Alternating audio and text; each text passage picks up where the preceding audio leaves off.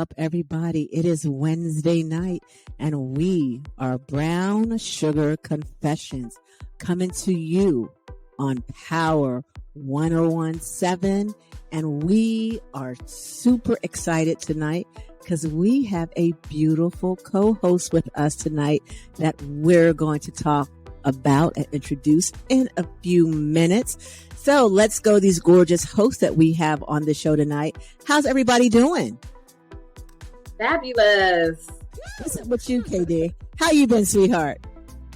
I have been just wonderful. This year is going by and it just started, but we already made it. We're like halfway through the first month, or a little bit more than halfway through the first month. Time is just flying, but I am wonderful, just trying to make it through these last sad, depressing winter days before spring pops back around in like a month and a half. For real. And Miss T, how are you tonight? Looking all lovely. Y'all, everyone's looking so cute tonight.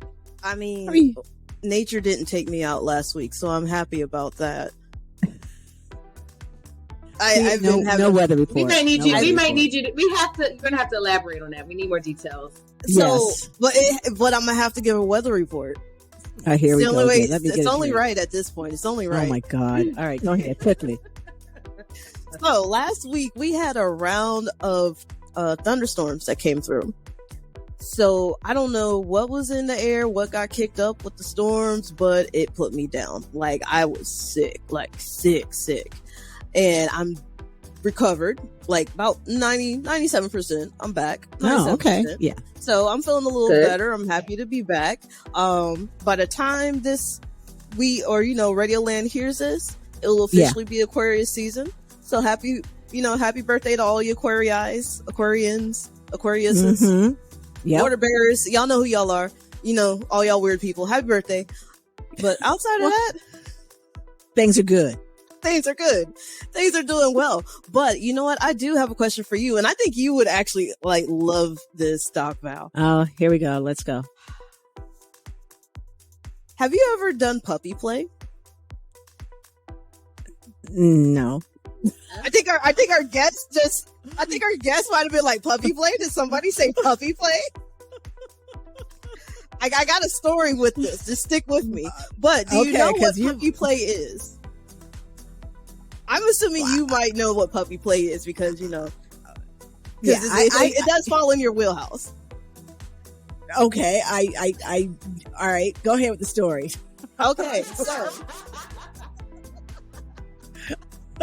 So I'm going to give my best answer of what puppy play is because it falls in with the story. So to my understanding, puppy play is when you are in a scene with somebody, either you or your partner is acting like a dog. Yes. Right? Yes. So at some point, I'm sorry, this tickles me, but at some point during the, I want to say, it was sometime a couple weeks ago at an IKEA in Germany. It was Germany, Edinburgh. Where is Edinburgh? Scotland. That's not Germany. No, that's Scotland. Scotland. Okay. So sometime Outlander. At an IKEA in Edinburgh, there was a video that was going by of a man who decided to take his dogs for a walk. But his dogs weren't dogs. Okay. See what I'm saying, right? Yes. Family-friendly IKEA. Family-friendly IKEA. He had them walking around on leashes. Yes. Well, they weren't on leashes, but they were in dog masks. Oh. Okay. They are in dog masks. They are properly clothed. But they went around IKEA. And my question is, if you're publicly in puppy play, am I wrong to ask if I can pet your dog? Oh my God. I mean, is your dog friendly? Do they bite? Are they sociable? Because now I have questions. Oh Lord. Yes. Yes. KD, go ahead, girl. I have a story time. All right. So we're going to have to go back just a little bit. So Can you describe what you mean by appropriate wear? Like, are they wearing regular jeans, so they're wearing clothes, t-shirt? I'm looking at the picture right now of the gentleman. He's got a nice little, dad jacket on with a button-down shirt and pants. And the two individuals that he's with, one is in red pants, one is in blue pants. They both have jackets on because I'm assuming Edinburgh is cold and that's why they got the jackets on. But they also have dog masks, and the dog mask completely covers their face. So you can't see who they are, but you can definitely tell they're into some things. And what are the other jacket has a dog? Yeah, none of them are in leather. Okay. It's just a couple of individuals walking around in dog masks. And the dogs were walking in front. The gentleman was behind them. So yeah, I want to know, are the dogs friendly or not? Well, okay. All right. Who wants to go first?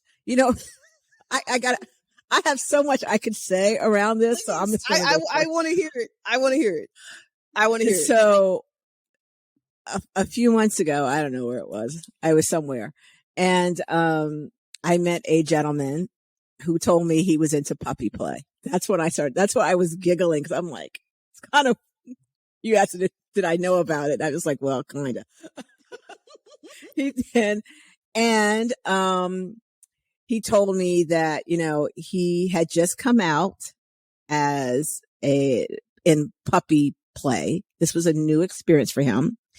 And he was super nervous about coming out in a dungeon as a puppy, because he didn't know how he would be treated by the other, doms and subs and whatever else was going on in the dungeon. Mm-hmm. So he's a big, tall guy. So he was the puppy.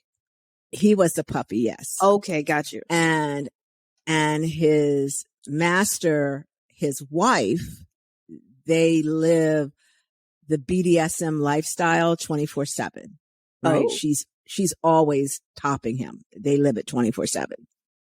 So, and she's a little teeny thing, like 5'3", like 118 pounds. And he's like 6'2", 210. I mean, he's a big, tall, thick guy.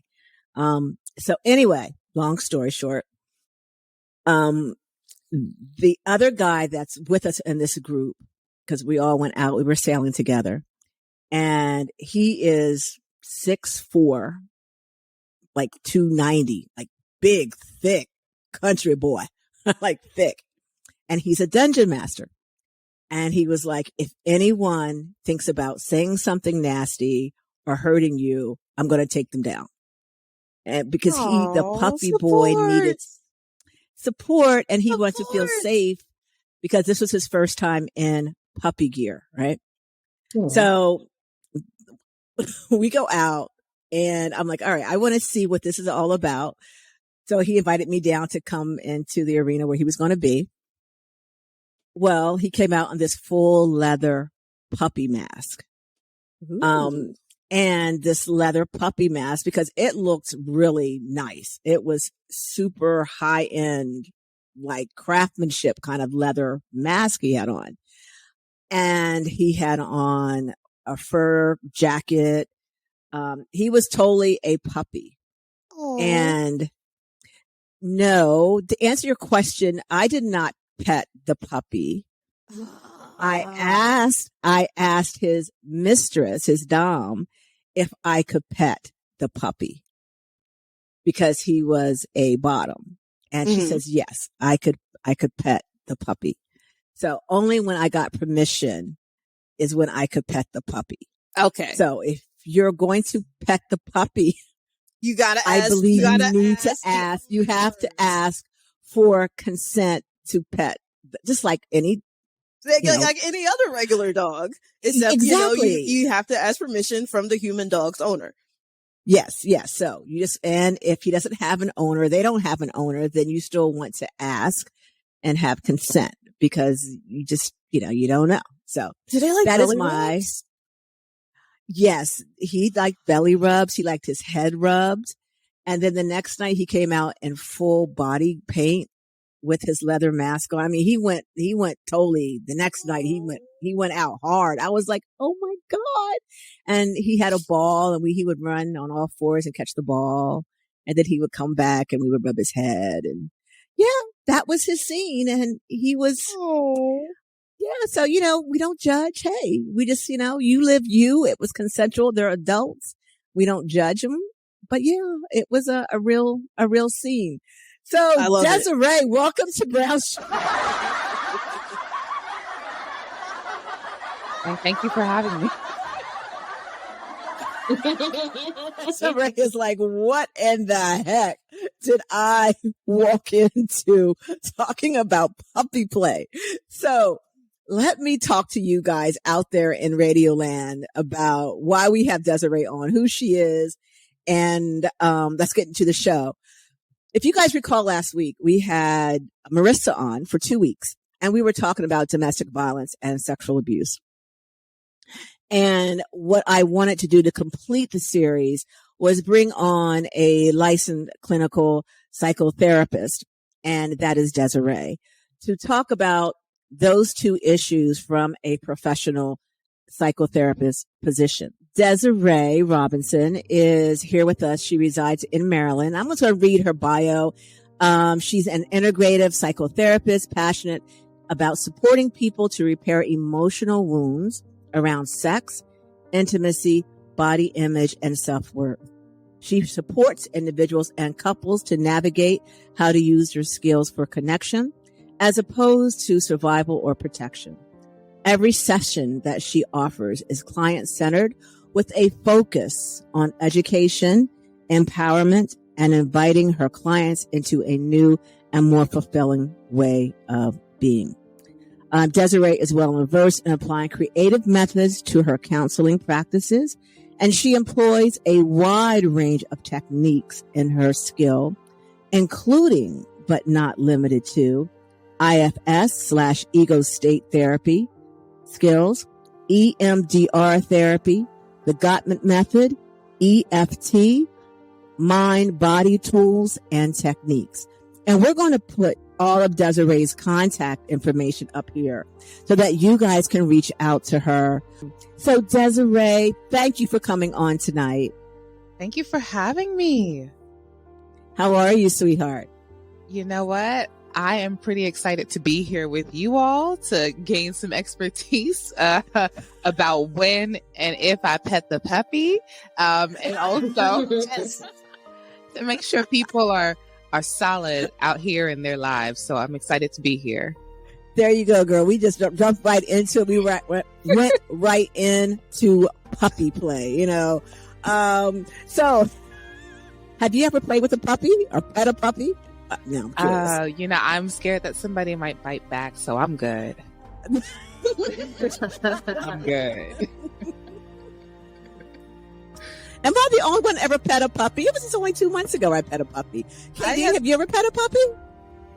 I have never pet a puppy. No.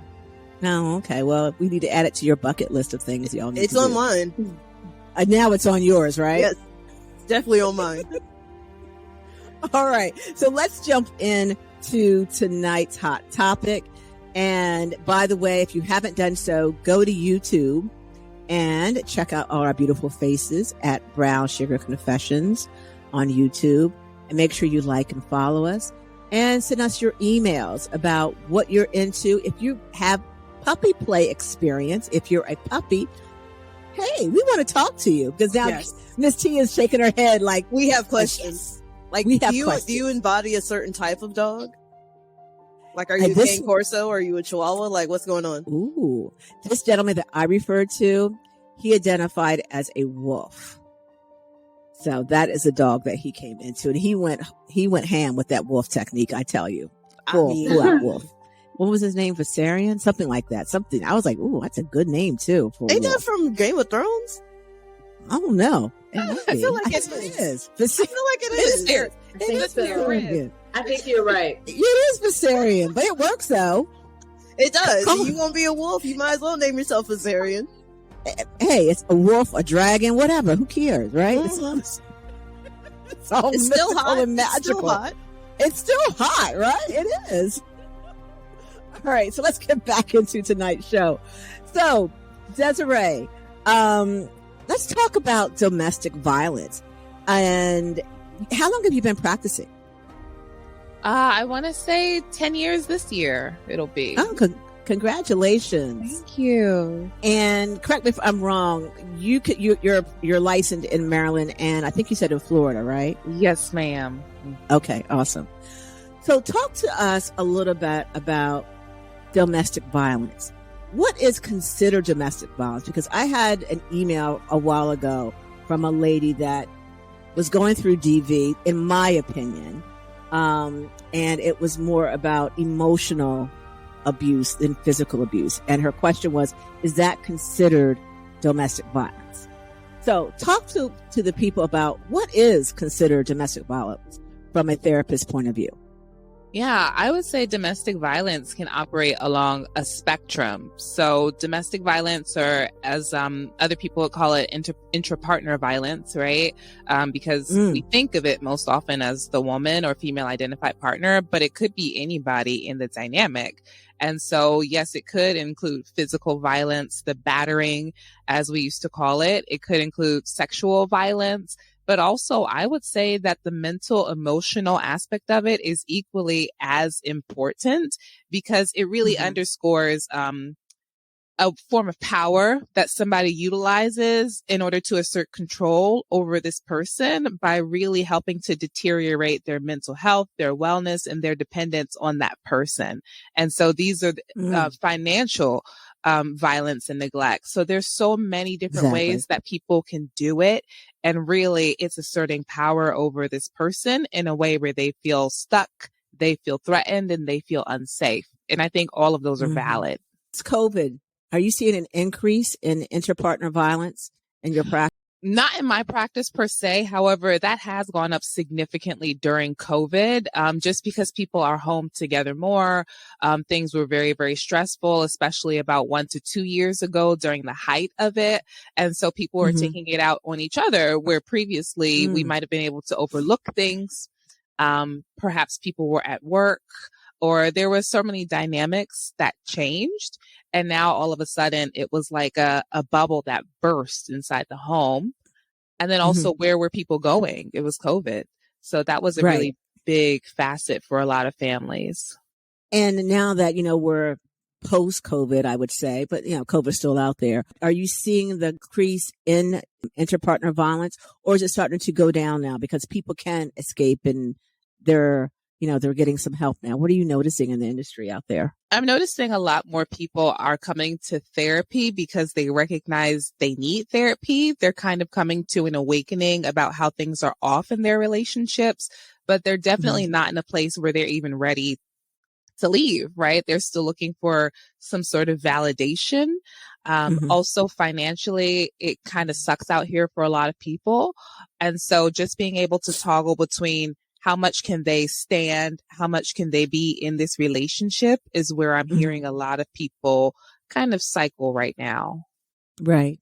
So let's talk a little bit about demographics of the one that is, I would call, the victim of interpartner violence. Are there some stats out there that talk about what type of individual gets abused? And I have a reason for asking this question. I have my own personal idea, but I want you to answer it from your perspective. So this is the hard part, because the statistics may not necessarily reflect what people see because it's based on reporting. So statistically speaking, it's actually a lot younger women, like 18 to 24, who report domestic violence. However, this happens across the lifespan. It happens across gender and sexual orientation. And actually, bisexual women have the highest reported rates of both physical violence and sexual violence. So bisexual women. Wow.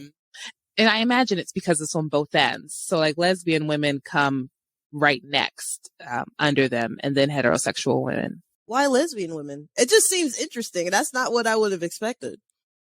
See, here's the thing. I would have to offer an anecdotal answer to that. And then offer that, girlfriend. Okay. Listen, a lot of the same sex women, female identified relationships I see, they have a lot of passion, a lot of heat, right? And so that builds up very easily. And so a lot of them will admit that things have gotten physical in some of their altercations. And so I think it's just a different dynamic than the cis het one. And so to me, it makes a lot of sense just because of the relationships I've seen. And I also imagine the familiarity with it being a woman, the love that's there, but also things heat up and we don't use our regulation skills. And then we try to make it make sense. Exactly. I find personally in my own practice, Desiree, that, you know, DV does not discriminate. No. It can be billionaires, millionaires, middle class, those that are on assistance, those with living in the street. It does not matter. It does not matter the color of skin that you have, the education that you have. Basically, there is no type. It happens in a person's environment, is what I hope that everyone takes away from this conversation. Do not get under the impression that, oh, he's got a doctorates in this and you're safe. Or she's got a master's in this or I'm good. No, you just don't know. And I want us all to be aware of that as we continue this conversation. Desiree, another question I have for you. When are you noticing that people start to leave the relationship? For some people, yes. For some people, no. A lot of it depends on their support system. Some of it will also depend on what it is they recognize as abuse and their investment in the relationship. So if somebody has children, that makes things significantly harder. Because now we're not concerned about ourselves. We're concerned about creating a stable environment. But that doesn't set up the child for future success. It actually can endanger them as well. Right. Exactly. And how can it endanger them and the child? Oh, okay. It sounded like you had more. I did, but I stopped because I've heard my ramble. Yeah. So the reality is a lot of people who are abusers, they actually learned it from what they experienced as children as well. That's a really big statistic. So just being able to witness violence, first off, is a form of neglect to the child, introducing them to an unsafe environment, but also they are likely to perpetrate. And also young girls specifically, I'm sure it happens as well to boys, but they're more likely to be sexually abused coming from a household where physical violence, sexual violence also is occurring. So just having a two-parent household for the sake of having a two-parent household is actually reductive if it's not a stable household. So it's important that we, as when we're dating someone, that we need to ask some more questions about the background of the one you're dating. And so I want to get into that when we come back from break. I think it's time, isn't it, KD, honey? She got that look on her face. Yes. I'm sitting here like, time to wrap this up and take ourselves to break. So might as well hop on right into it. So go ahead, grab your drinks, take your potty breaks, do what you need to do. Make sure you keep your radio tuned here to Power 1017, and we'll be right back in a few moments.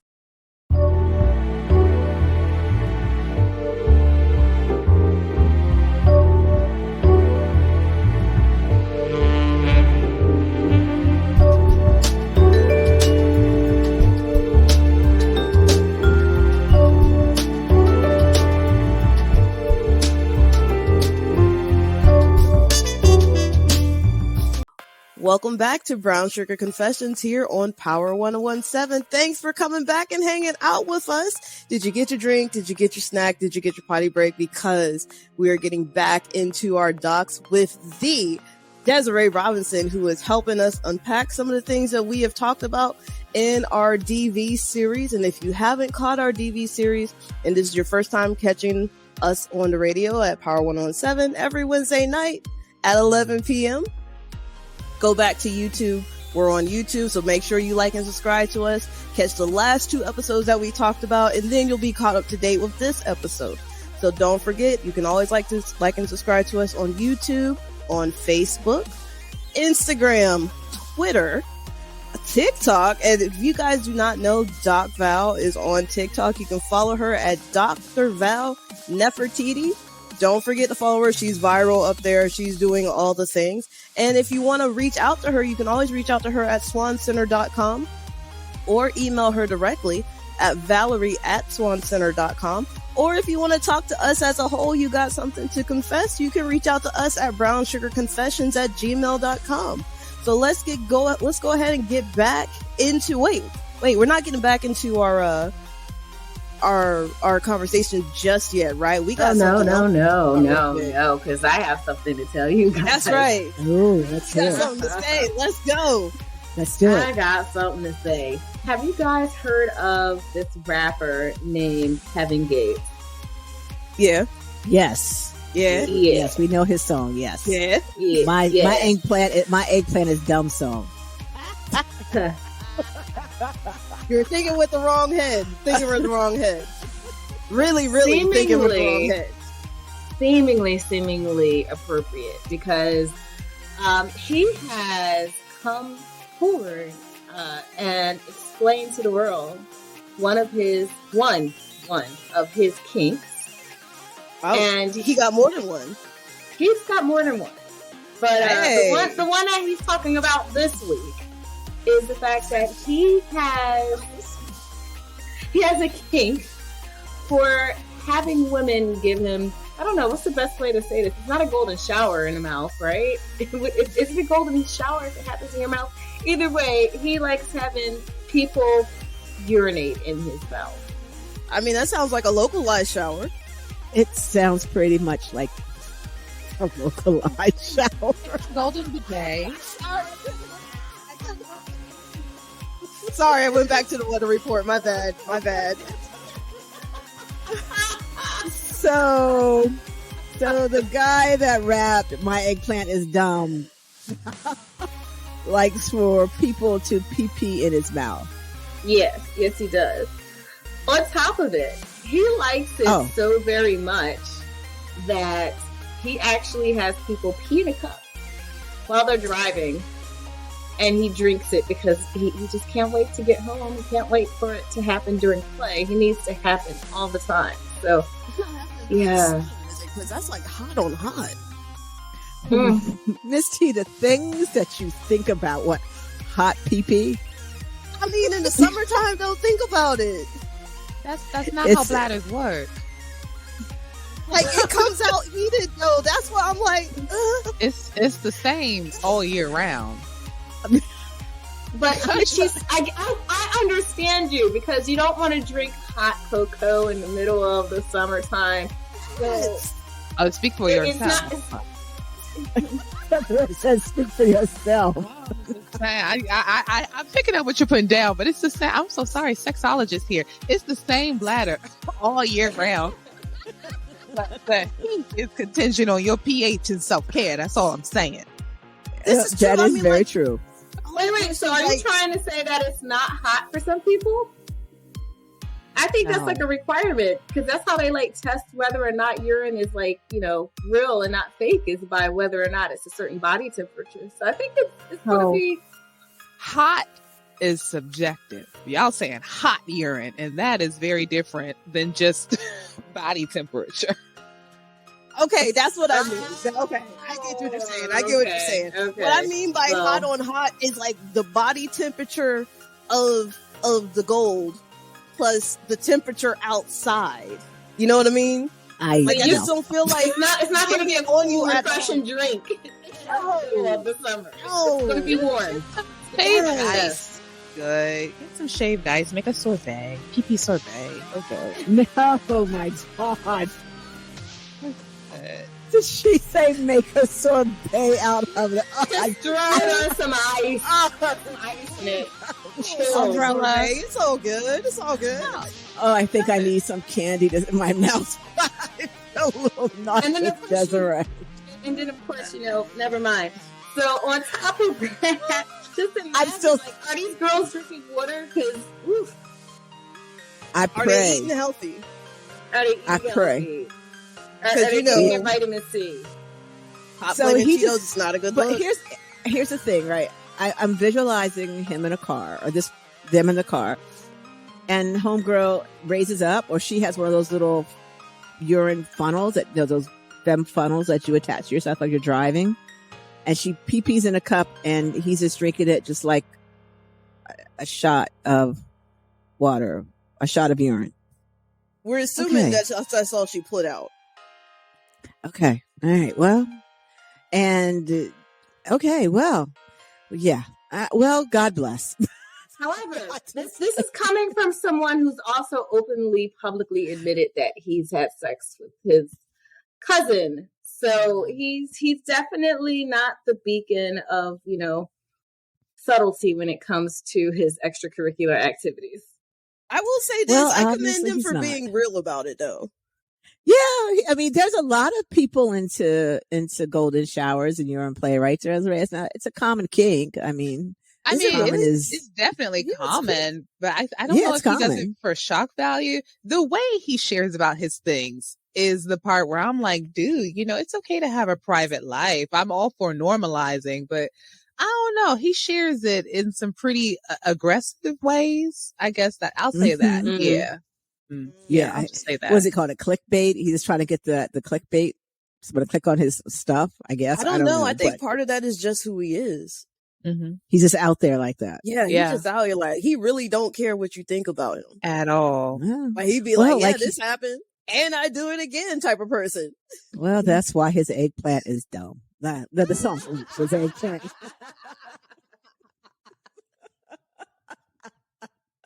Oh my God. Alrighty. So yeah. Well, you know what? I just pray that all these girls have drinking a lot of water and, hey, rinse your mouth out. That's all I got to say. And moving right on. That's all I got. A little bit of Listerine will take you a long way. They need a lot of Listerine. Oh my gosh. And he can't wait. But I heard you say, he said he can't wait until he gets home to drink it. He needs it right then and there. Is that what I heard you say? So part of that is an assumption on my part, because if you need to do it while you're driving, just thinking about the logistics around all of that, to me, that means you can't wait till you get home. Oh, okay. All right. Maybe so. Okay. Well, we're going to move right off of the urine play. We had puppy play and urine play. Now we're going to move right back into we're hitting what all we the talk about, today. Desiree. We are. I don't know what we're talking about. Oh, yeah. Desiree's here. No, I'm joking.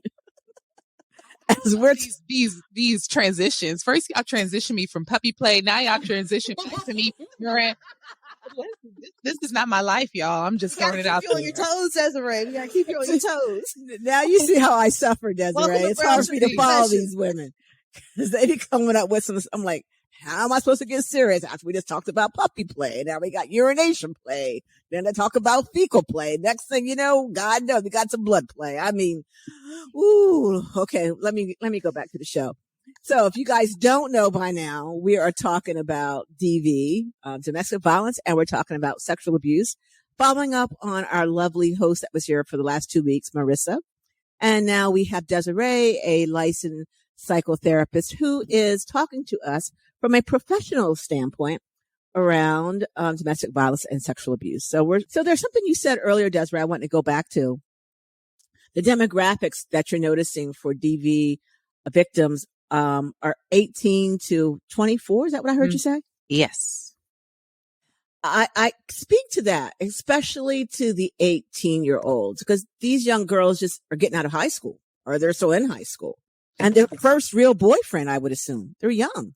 Maybe people start relationships very early these days, honestly. So some people might have their first boyfriend, first sexual relationship in high school or younger.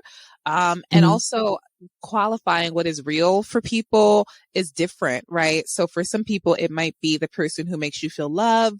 We know that love bombing is a thing that happens. And also there is what is love bombing? Oh my goodness. Love bombing is when somebody will literally shower or bomb you with compliments, gifts, all of these things to really draw you in and create this environment where it's trusting and loving, because now it's all of this buildup or buy-in.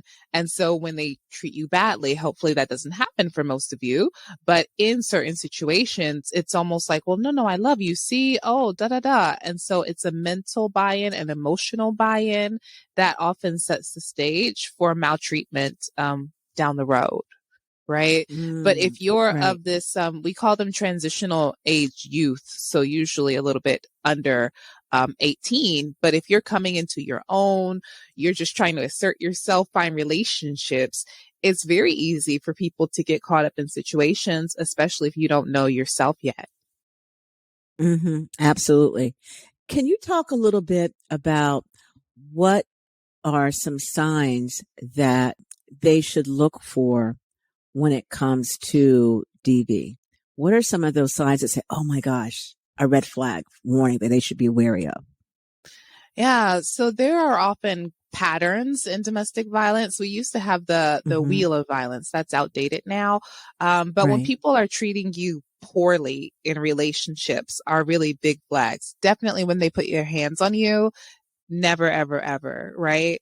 But even calling you names, calling you stupid, lazy, isolating you from other people, putting restrictions on how you move. No other person should be asserting control over you.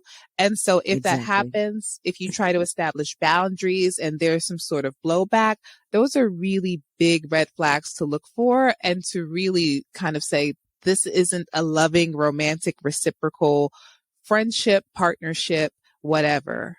It does all come down to power and control.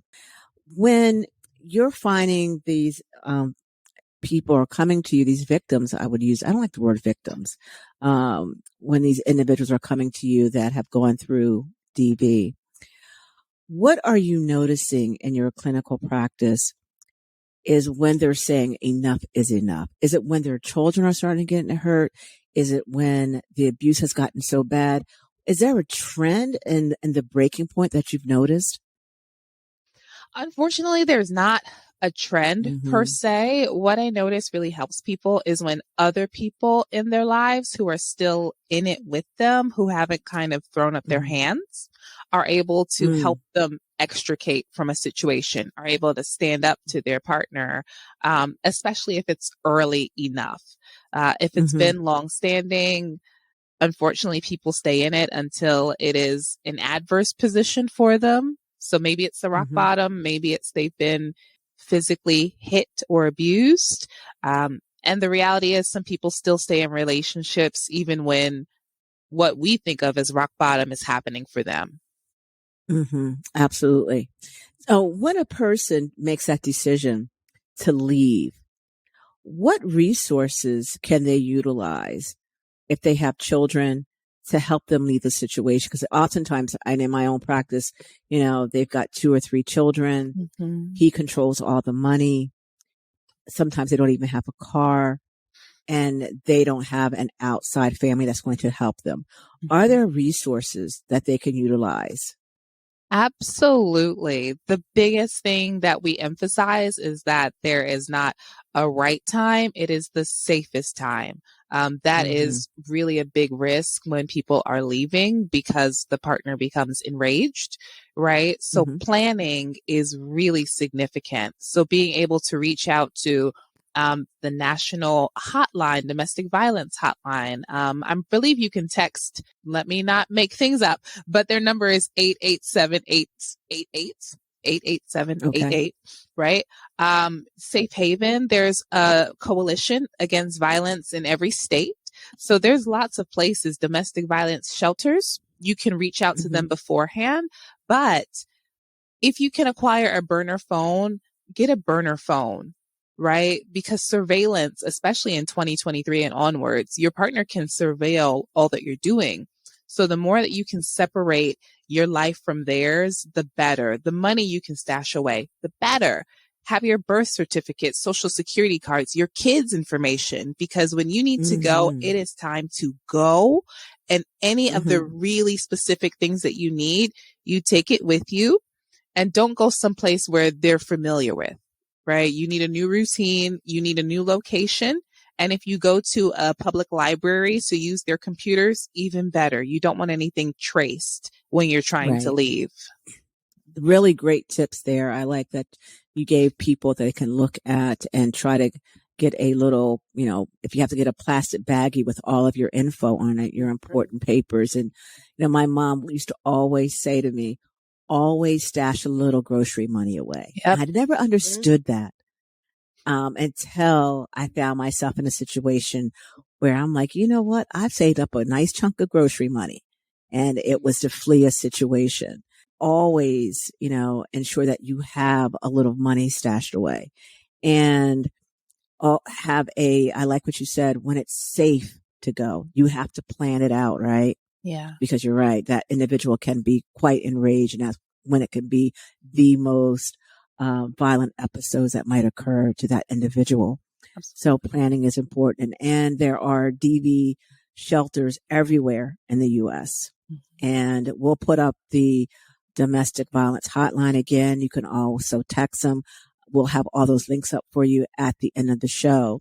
Desiree, if someone wanted to reach out to you for therapy, how would they reach out to you? Easily. My website is my name, DesireeNRobinson.com, and we have a contact box there. And so I'm pretty accessible on the web. Yeah.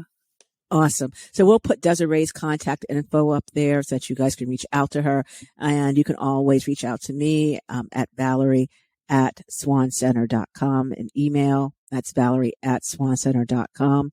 And I will forward your information to a specialist that can facilitate getting you the help that you need if you did not reach out to Desiree. But it's important that you now take the chance and make the decision to be free of violence for you and for your children. It's time to break the cycle. So Desiree, let's move forward. So the individual has now left the violent situation. When or should they seek therapy? And how do they go about that? Yeah, they should have sought therapy yesterday. And I don't mean that to be funny, right? You can be in a situation and still have a therapist to process and help you plan and really just hold space for you. Right. And so, so go back to that for a second. So you're saying that when you're in this situation, have a therapist. Don't wait till you're done. Don't wait till you've left. Nope. Good sure point. don't. Yeah. And gather evidence, right? So depending on your therapist, if you're sharing with them what's happening, and if down the line you need something legal, right? So when you leave, file your peace order, your restraining order against this person, but also your therapist can be your safe container, can help you process what's quote unquote normal, but also what's abusive, and can help you plan and really be, another filter for you. This is a lot. It's a whole lot of things than just what people have made to make sense, right? Absolutely. It doesn't matter. I was about to go on a tangent, but I want to respect the time here. But I think a therapist is a really helpful resource. I've helped people plan before and really plan to extract themselves. And I think it's really important to have a relationship that's not contingent on making someone else happy. It's on being a more fulfilled person. Absolutely. That's beautiful. So true. And when a person does decide that, okay, now I want to seek a therapist, what does a therapist do for them? Because there's so many misconceptions, especially in various communities, about using a therapist and even how to find one. I often hear that. So talk to them for a few minutes about that. Yeah. So a therapist is someone that you engage, right? And it's always good to have an idea of what you want out of that dynamic, right? And so depending on the training and caliber of that therapist, they'll go with what you want, but also they'll give their professional opinion about what it is you need, just based off what we might be hearing or seeing, et cetera, right? And sometimes we come in with conflicting messages as people, right? I want to not break up my family, but I don't feel safe, right? Your therapist is going to normalize that experience for you. You might do some work with what are some of the things that keep you in traumatic bonds or relationships. And then there's also work about, okay, well, what comes next? How do you live a happy and fulfilling life without reenacting traumatic events because of how you learned how to survive? If there are children involved, especially, adolescents, should there be family therapy with the adult that's leaving and the children? Do you recommend that? Or should they go into some type of therapy on their own, the children? Absolutely. And so depending on if it's family therapy or if the children have their own individual therapy, and then the parent is able to kind of come in for a few sessions to process specific topics, I think it's all helpful because nobody knows everything, right? So everybody has something to learn, but also the more support we can have, the better. Absolutely. I always recommend to my clients to, seek out a licensed therapist and also have their children also see a licensed therapist because it has affected your child, whether you realize it or not. Oh, yeah. And for you to stop this generational legacy of violence, the child needs to process somebody's not in the house any longer. They need to process that this person was beating the one that I love, but yet I love them still. So there's so many things that a child has to work out. And if they don't have someone that's going to help them work them out, then they might be in a situation of repeating what they saw as a child when they get into a relationship. Absolutely. So I think it's very vital that the leaving parent and the child seek therapy. So what about you, Miss T? Anything else you want to add on that one? Oh man, outside of if you can seek help, seek help. Best of luck to you if you're going through this. Hopefully you are able to get out of the situation. Just remember you are loved, you are important. And if you can't reach out to us, you can or out to anybody else, you can reach out to us. So feel free to email us, like and subscribe, send a comment. Somebody will be able to reach back to you. Absolutely. Absolutely. And Desiree, darling, you have been a dream coming on this show, talking about your experience as a licensed psychotherapist. And one more time, put out all your handles where they can reach you at. Absolutely. I'm mostly on Instagram at sexologist_Desiree. And Desiree is desire with an extra E. So yes. Sometimes. We desire Desiree. We do. Beautiful Desiree. Well, guys, it has been another great show on Brown Sugar Confessions. And this has been for the last 3 shows. This has been not our typical upbeat, silly, educational kind of shows, but it's a show that is necessary, because it's a new year, a new start for many of you. And I hope, and we hope, that this show helps you know that you're not alone. There are resources, and to please reach out and get help because you deserve it and your children deserve it. So on that note, thank you guys so much. And we will see you next week, guys. We love you. Stay safe and play safe. Bye for now, everybody. Thanks for listening to another episode of Brown Sugar Confessions on Power 1017. Go to our Facebook, YouTube, and Instagram page at Brown Sugar Confessions to like, share, and follow. Stay safe and play safe. We'll see you next week. Bye for now.